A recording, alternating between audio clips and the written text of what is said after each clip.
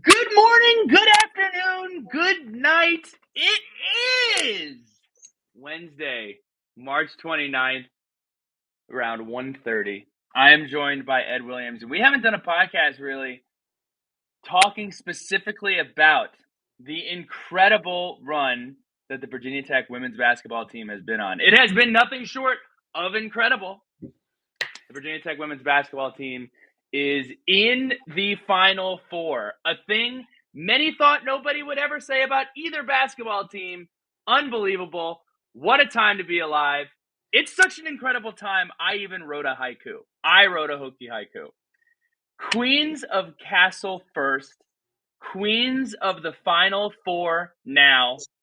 What a time it is. I did kind of mail it in on the last one. I forgot the last one. I saved it to the buzzer. Ed saw me counting away.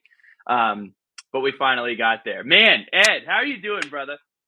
Good, man. This has been so fun. I just can't stop thinking about how awesome the Final Four banner is going to look hanging in Castle next year. Obviously, there's still more work to be done, and there's higher goals, and there's a bigger banner that we all want. But the Final Four banner is going to look pretty sweet hanging in Castle next year. So when you mentioned that to me, I think you mentioned that to me like around halftime or like before the game started for the Elite Eight. And it just never at any point crossed my mind. I don't think it really crossed any Virginia Tech fans' minds because we were kind of just lost in it. And, I did the token Michael Scott crying face meme on a Final Four banner is going up in Castle Coliseum. That is something it's unbelievable. I don't care what I'm doing that day. Got to find a way to get down there and watch that get hung up. So I guess the best way to do this is we're just going to recap everything that's happened up until this point because we haven't talked about it. We'll go into further detail later. But on March 17th, which feels like eons ago, Virginia Tech beat Chattanooga in Castle Coliseum 58-33.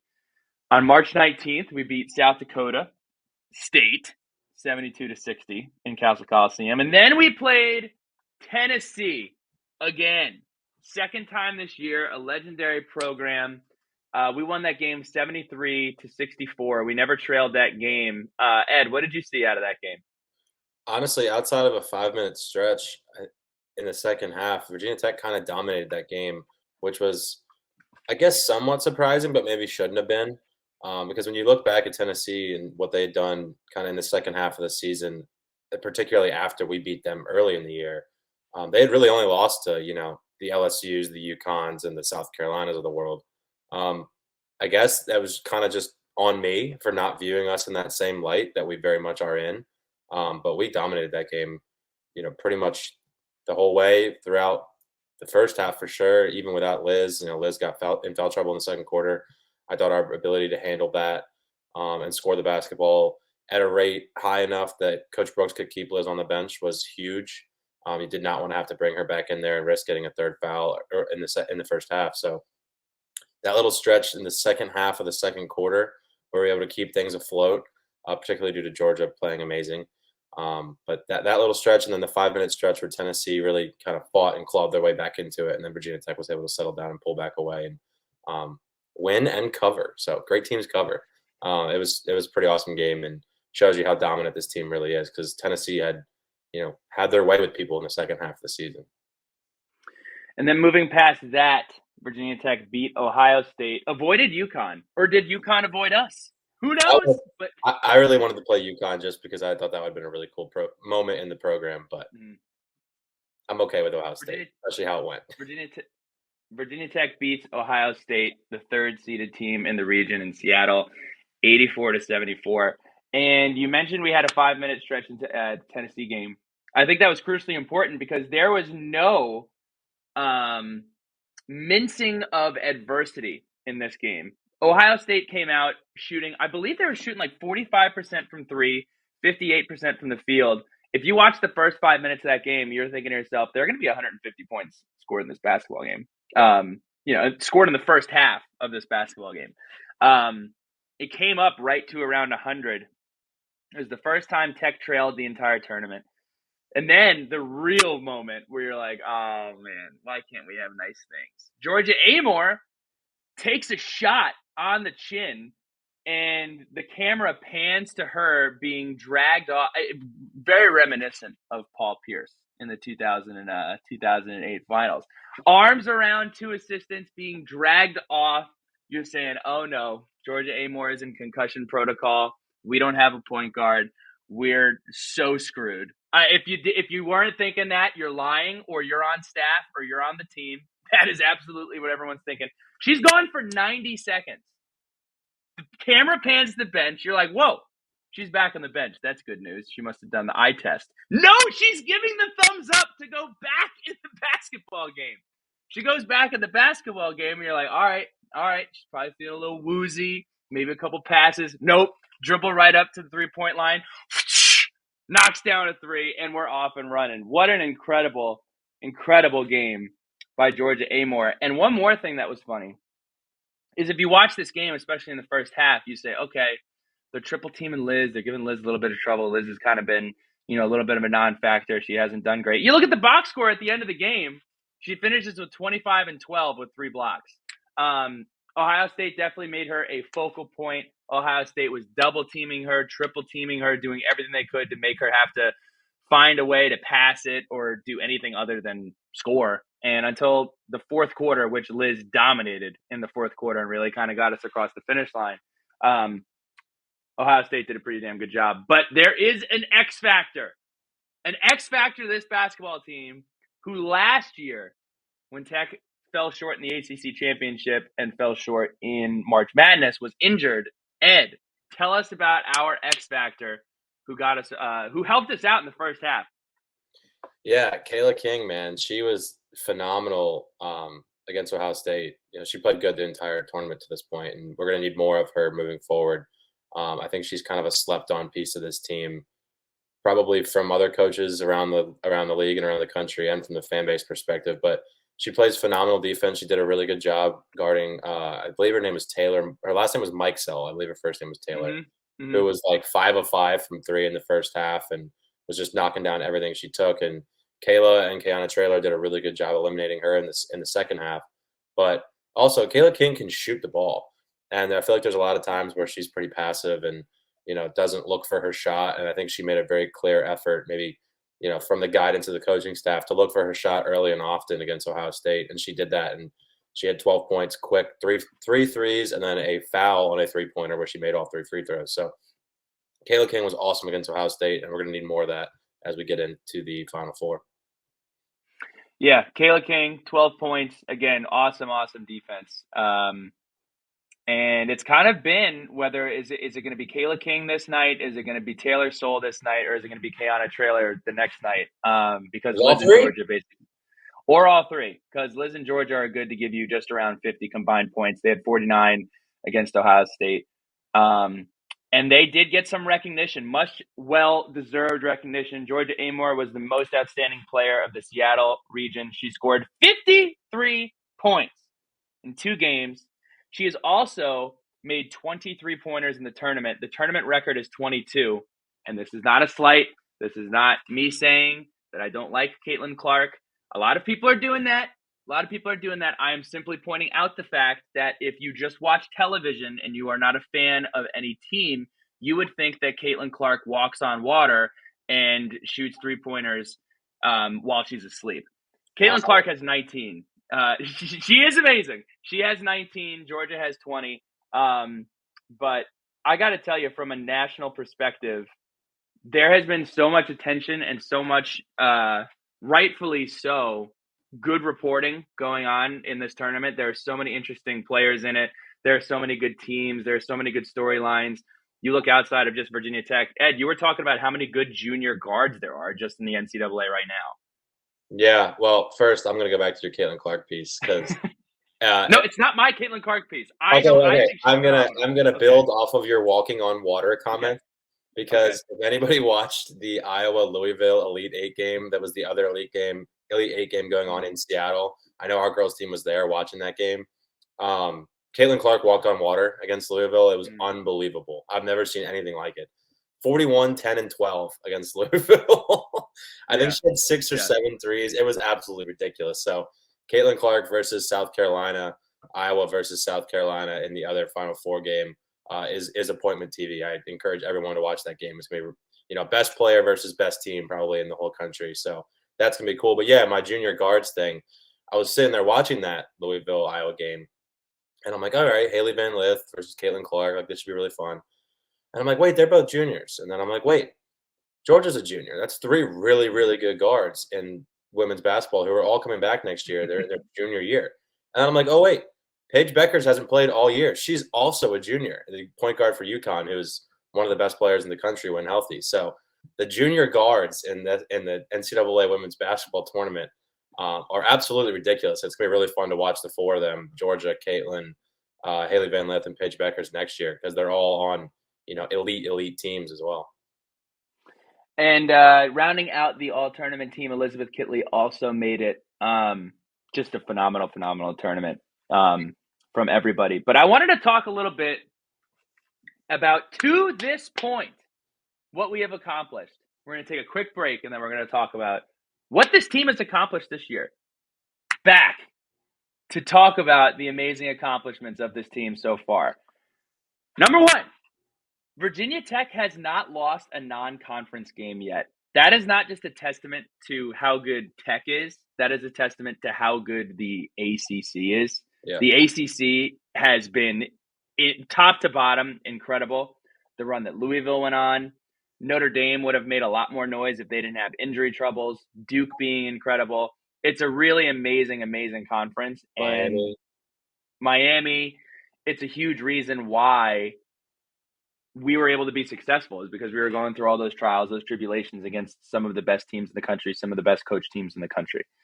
But we haven't lost an out-of-conference game. Nebraska, Tennessee twice, Kentucky, Ohio State. It's just been unbelievable. An ACC championship, which has been talked about ad nauseum. This basketball team has won 31 games. That is the most ever in program history. 31 wins. In those 31 wins, they've won 15 games in a row since we lost that game to Duke on January 26th. Yes, January 26th. Remember when the sun was setting at like 4 o'clock and it was 2023 and you were still writing 2022 on your TPS reports at work? Yeah, we haven't lost a game since that point, January 26th. And we hosted a regional, which, Ed, you had the opportunity to go to. We haven't talked about it yet. What was the environment like? Everything that I heard was it was basically like a football game. It felt like a football game on campus. Yeah, it was one of the cooler sporting events I've ever been to in Blacksburg. And that's up there with, every football game, every men's game I've ever been to basketball wise. It was really, really cool. I had to park all the way over by, I guess that's where the band practices, that turf field way up there. Mm-hmm. And yeah, it was just over by the German club. Over by the German club. And it's just people, walking around decked out in Hokie gear, just fired up. And it was, the buzz was very similar to that of a football game. Obviously, less people, there's not 60,000, there's 10, but it was awesome, man. Like the castle was slammed way before tip off. The introductions are really cool. And everyone's seen the clips, obviously, of the Castle Guard and then everybody else following doing Enter Sandman a cappella because they weren't allowed to play it over the loudspeakers. So just some really cool stuff, moments, where you kind of get goosebumps. You're like, wow, this is a legit thing. And this place is slammed. And I don't know if Chattanooga can handle this. But it was very, very cool. And something that I hope we make a tradition in the Virginia Tech women's basketball world is, hosting those year in and year out, because it was a very, very fun event to go to. I don't want to depart from reality. I want to have a conversation rooted in reality. But we're going to say some things that people may not have even thought were possible. Is this the best team since 1999? It is by far the most dominant team and look, I wouldn't call myself a bandwagon because I've been on the Kenny Brooks train for some time. We've been following this team very closely since the beginning of the year. But last year with baseball, you jump on, you have an amazing time. They get hot towards the end of the season. The run that they've been on, how likable this team is, how they have been taking some really national powerhouse teams to the woodshed and are now sitting there in the Final Four. I can't think of another Virginia Tech team that has been this fun to watch in my entire time following the school. Well, it's kind of a pretty simple conversation. You take, has there been a Virginia Tech team since '99 that has finished in the top 4 of their respective sport?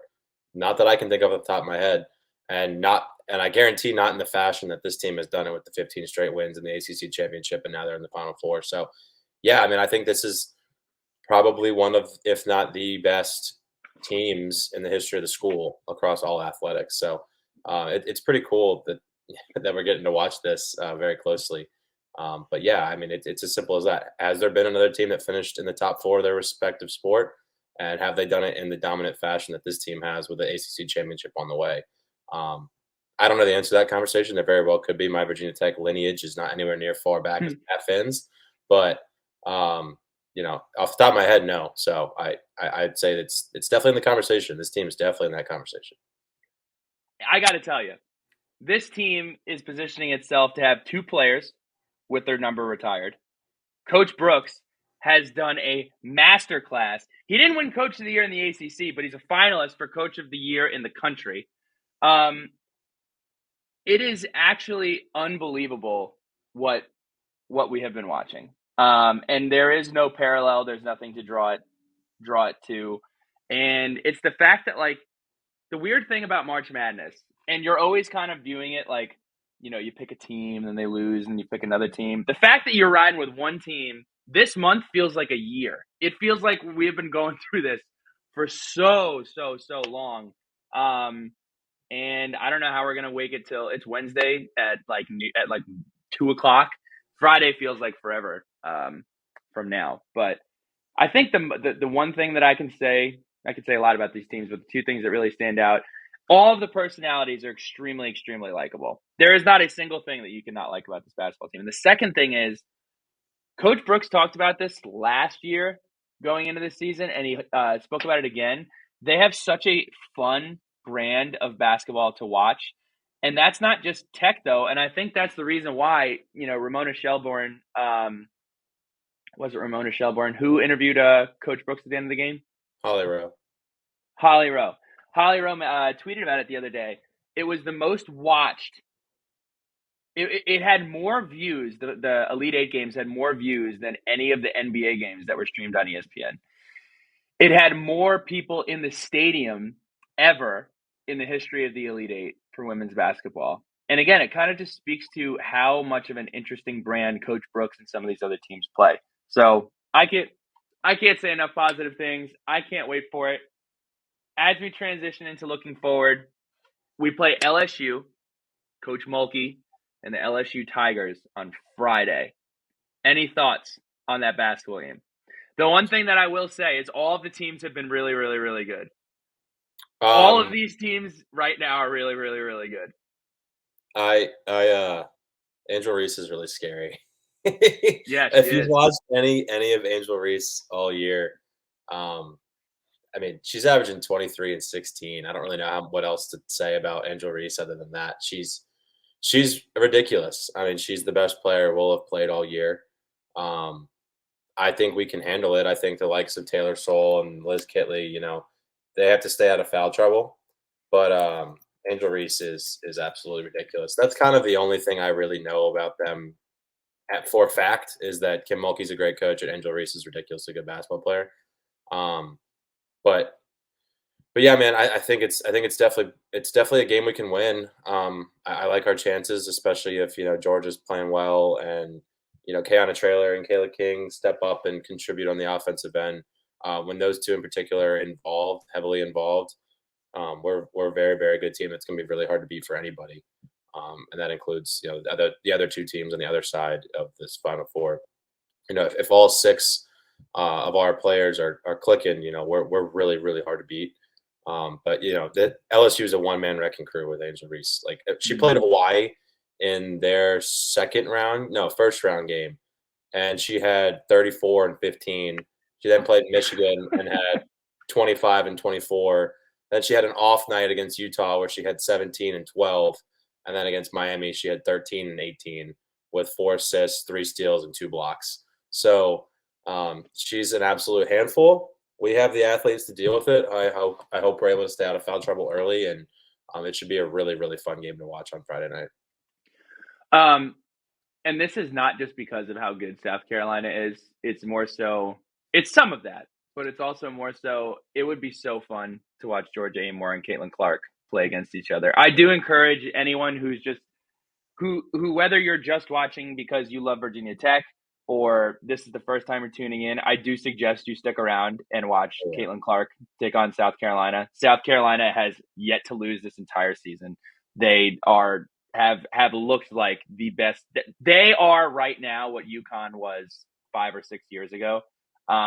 They're just phenomenal, and it's pretty much going to be it's going to be like those LeBron Cavs teams from like the early 2000s going against like the Spurs. That's essentially what you're looking like, and I wouldn't put it past Caitlin Clark to be able to put up a pretty incredible fight. So I do encourage you all to tune in to both games, but also take a second, sniff the roses, as Coach Brooks has said over and over and over again. Like, this is a really, really special thing, something that's going to be talked about for a long, long time, hung up in Hokie lore forever. So it has been an incredible, incredible time, an incredible, incredible ride, and can't wait to see how the story ends. So again, Friday, 7:00. Ed, should we do some sort of watch bar thing in the Arlington area? We should do that. We'll put something out on Twitter. Yeah, we'll put something out on Twitter. We'll go somewhere and watch it. Yeah, hoping to see everybody again. What an incredible, incredible year. Oh, we have one letter from Lunch Pail. 2. Actually, no, we have some of notes. Ed, can you hit us with your of notes, please? Yeah, just really quickly to touch on the men's side of things. Oh! What? The men's basketball team. What's going on with the men's basketball team? That team that also exists. Mekhi Long just transferred in from ODU, a player that the coaching staff has liked for a really long time. He led the Sun Belt last year in double-doubles, 6'7", kind of 3-4 hybrid type guy. He averaged 10.7 and 8.7 rebounds last year for ODU. Shoots the ball at a pretty decent clip from three-point range as well. So I'd have to think that is part of the plan to replace Justin Mutz's production, is Mekhi Long coming in from ODU. So just quickly wanted to touch on that. But then, yeah, go ahead, Billy. We have this letter from the Lunch Bell. I'll also say this. Justin Mutz playing one more collegiate game. He did make the senior, I think it's like the Reese's Senior Bowl, but for basketball. Yeah, he gets so to play best of luck to him. Clark again, as if they haven't played each other in So best of luck to him. One letter from the Lunch Pail. Matt P. Women gonna win the chip. Championship emoji, Hokie emoji. But I have a question. Do you believe there is a down year in the program next year with no Kitley, kind of like the men's team without Aluma? Would love to hear your thoughts, and go Hokies. Normally I would have skipped over this one with the game still going on, but here are my thoughts. Number one, and this is for all you aggregators out there. This is zero inside information, none, not any whatsoever. I have no idea what Liz is going to do next year at all. I have no clue what she's going to do. So there's that side of the argument. Second side of the argument. I think that the women's team is in a very different position than the men's team was when they lost Keve Aluma, in that, one, there's a Georgia Amor who's coming back next year. 2, it's not just, I'm going to go into the portal because I like Coach Young's system and, maybe that'll help me out. It's, I want to go into the portal and I want to compete for a championship, and I can do that at Virginia Tech.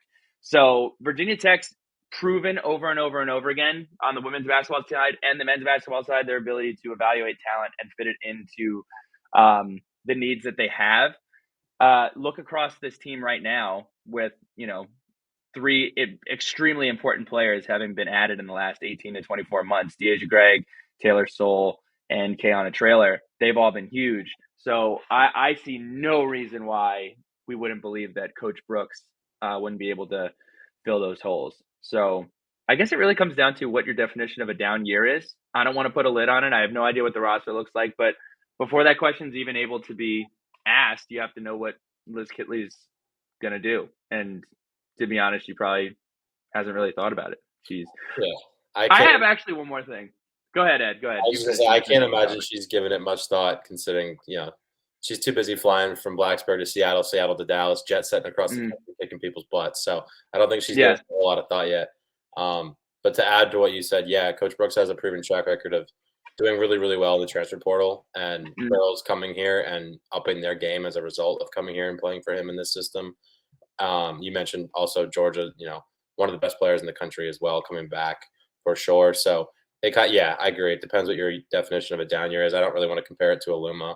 And I also know that, the players and the staff around the women's program are pretty high on some of the freshmen who we haven't had a good chance to see yet. So you I'm would about have to say Carly Wenzel. Yeah, you'd have to think some of those freshmen who more or less redshirted the year will have an impact next year, as well as any potential transfer portal people you bring in, and a very good recruiting class coming in as well. I was So about. Yeah, I was waiting for Coach you. I Brooks, was waiting Coach for you to get Brooks to has that too. built Coach Brooks has built his program in a very sustainable way. I'll say that. Mhm. Last thing I'll say, and we were talking about this earlier. I think one of the funniest things about following the women's team, so they'll win a game and like just setting records, doing everything, marching the Final Four, and all of their Instagram stories in the morning are not like prep meetings, are not like getting ready for the game.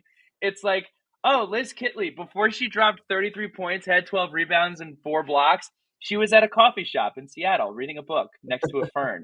Oh, okay. The morning before, Georgia Amor was enjoying some acai bowls by the river in Seattle before she had 10 3-pointers against Ohio State.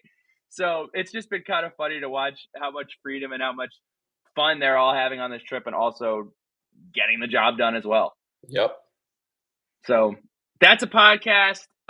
Again, we will tweet out some watch party details for you all. Go Hokies, soak it in. It's awesome. And beat LSU Friday, 7 o'clock.